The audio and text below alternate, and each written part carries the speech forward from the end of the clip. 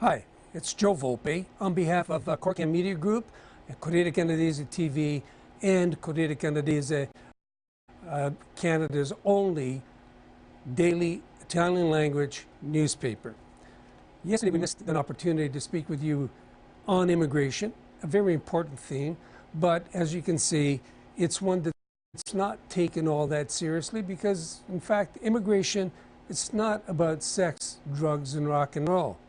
Nonetheless, spokespersons for Human Resources Canada claim that there are approximately 1 million undocumented workers in Canada. Government MPs, Peter Fonseca among them, agree.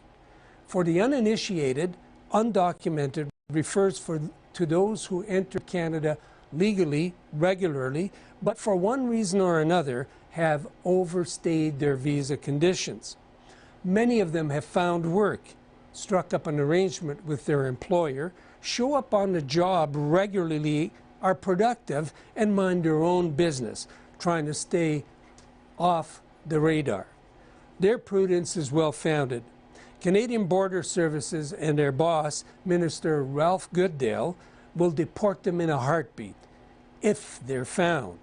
Their employers are liable to a fine of $50,000 or 2 years in jail upon conviction of hiring or counseling the hiring of these visa overstays. That's the federal law. Minister Goodale is a serious man, and he and his department take their duties seriously. Yet 1 million or thereabouts of men and women have avoided their enforcement measures. But their behavior is understandable, even if it offends the procedural requisites of the Immigration Act. After all, they're trying to earn a living. Their children need schooling. The market forces driving the economy dictate that their employers continue to hire them if they want to stay in business.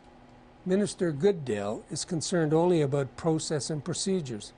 He doesn't have much skin in the game.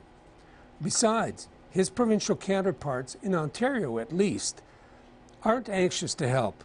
Their concerns are related to the observance of Ontario law governing the workplace, and there are 8 such laws, from safety to remuneration.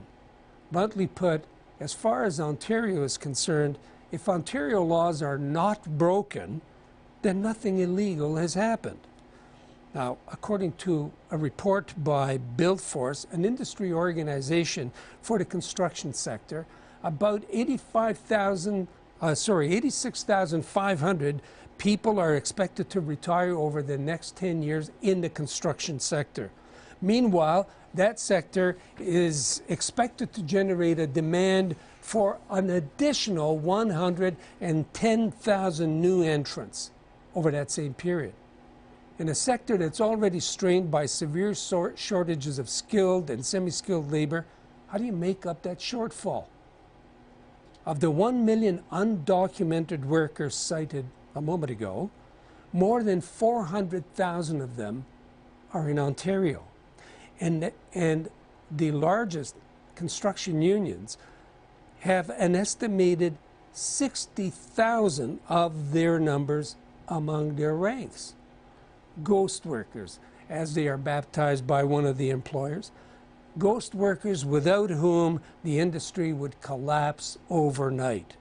Now, the various school boards which accommodate children of these undocumented in their schools and the programs would immediately experience school closures and teacher layoffs of drastic proportions.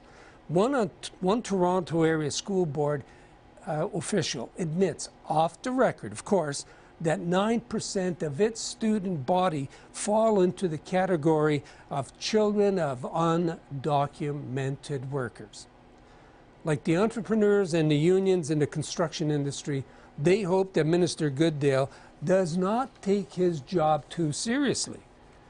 Now, if Minister Hussein were to be more productive, they wouldn't be in this quandary.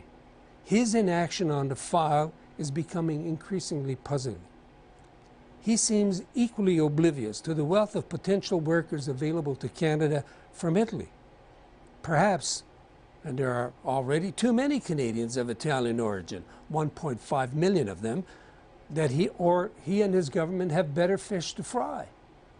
For issues of policy known only to officials in the Prime Minister's office, Minister Hussein, the Minister of Immigration, is focused almost exclusively on liberating the some 35,000 failed refugee claimants languishing in Israeli detention camps, or in finding accommodation for the 5,000 plus illegal border crossers who are coming in from the United States.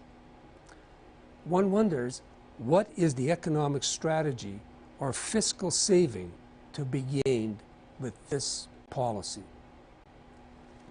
For Corcan Media Group, Joe Volpe signing off. After this short break, we'll have a presentation in Italian. Until